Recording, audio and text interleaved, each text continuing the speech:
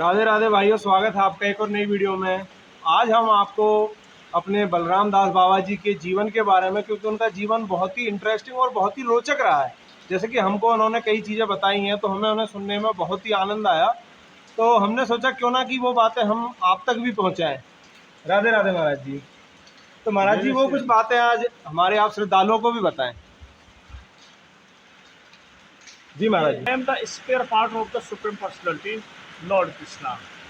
Spare part means जैसे किसी machine के अंदर या सामाजिक मशीन हो, आध्यात्मिक मशीन हो, औद्योगिक मशीन हो या धार्मिक मशीन हो, हर प्रकार हर एक मशीन एक सिस्टम होता है जो धर्म से भी जुड़ा होता है, समाज से भी जुड़ा होता है और इस दुनिया के जितने भी चैप्टर हैं उन सब से जुड़ा होता है। तो हर उस चैप्टर में जो मसीह से जुड़ा हुआ है उसमें एक स्पेयर पार्ट होता है। तो मैं अध्यात्म का एक ऐसा स्पेयर पार्ट हूँ जिसे भगवान अपने कार्यों में यूज करते हैं। और ये बात बिल्कुल 100% सत्य है। वो कैसे, वो मैं आपको बताऊंगा, क्योंकि ये हमसे पहली बार में राधा बाग में मिले थे।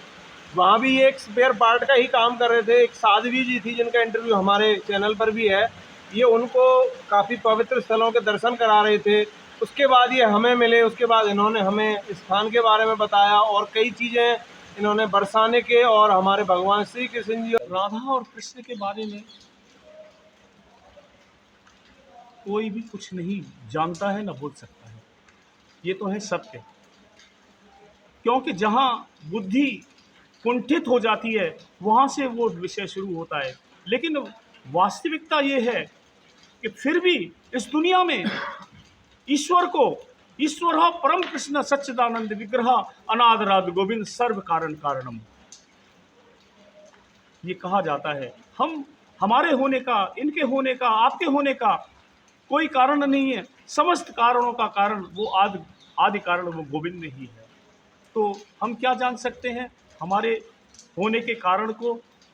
वो हम उसके एक, फिर मैं कहूँगा कि आप सब लोग स्पेयर पार्ट हैं, अपनी बुद्धि के हिसाब से चलते रहते हैं, आप कर्म कर ही नहीं सकते। नहीं तो मैं प्रमाण करके बताता हूँ। लोग कर्म की गीता को याद रखते हैं, गर्भ की गीता को भूल गए जी। अब वास्तविक विषय यहाँ पर आता है कि गर्भ में हम क्या करते थे, हमें खाना कहाँ से मिलता था, हम कौन सा कर्म करते थे गर्भ में, हमें समझाएंगे आप? कोई नहीं बता सकता। क्यों? कि गर्भ के अंदर हम सब कुछ जानते हैं।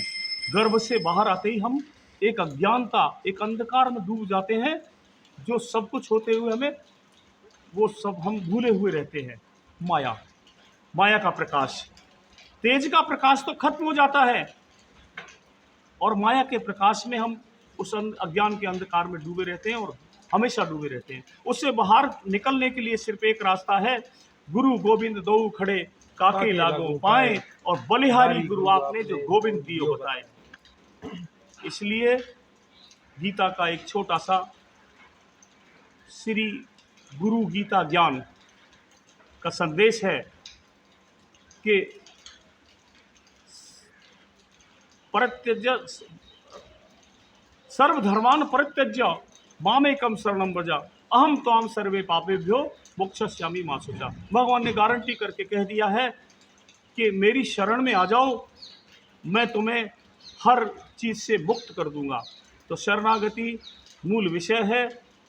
जब भी आपको वास्तविक रूप में शरणागति हो जाएगी, उस वक्त भगवान श्री कृष्ण को, राधा जी को या महापुरुषों को समझा जा सकता है। इसके पहले हम कुछ भी नहीं समझ सकते। मुझे तो इतना ही मालूम है। और भगवान कृष्ण के बारे में और राधा जी के बारे में वो स्वयं तुलसीदास जी ने कहा है कि जाहे देव तुम देव जनाई, जाने तुम्हें तुम्हें उपजाई।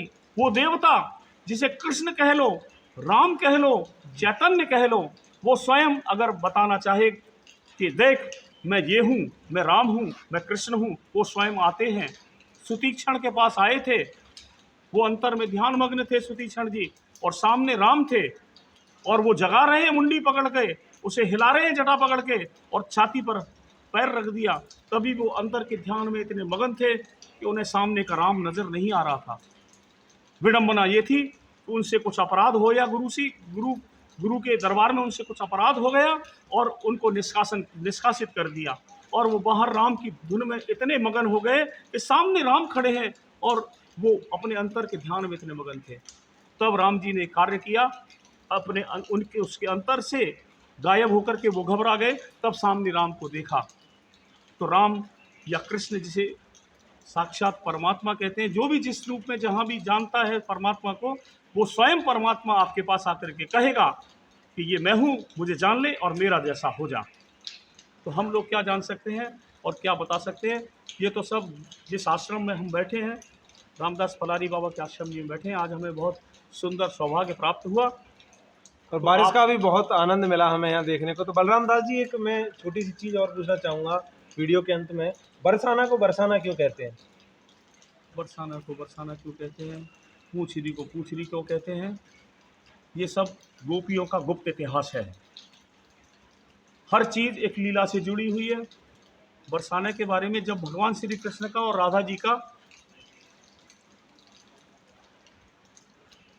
शादी नहीं, लगन, एक संयोग बना शादी का, जिसे लग्न कहते हैं या जो भी कुछ, तब हो गया तो चर्चाएं होने लगी ब्रज में।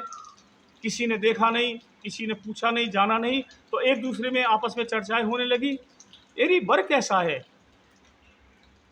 तो जिसको मालूम था, जैसे हमारी पूर्णमासी प्रोतानी जो हैं, या जो ब्रज की जो हमारी वृद्ध गोपांगनाएं, उन्हें सब मालूम है, अनुभवी हैं वो, उन्होंने कहा ए वर तो श्याना है। तो ऐसे ही चर्चा होने लगी, वर कैसा है, वर तो श्याना है। तो वर श्याना है करके बरसाना हो गया। तो ये इसकी वजह से बरसाना का नाम बरसाना पड़ा। मुझे तो इतना ही मालूम है, और शायद मैं समझता हूँ ये सार्थक भी है। बिल्कुल बिल्कुल बिल्कुल। तो इसी के साथ आपको कैसा लगा हमारा बलराम दास जी का व्यक्तित्व और उनके ये विचार आपके सामने, जिन्होंने अपने विचार प्रकट किए।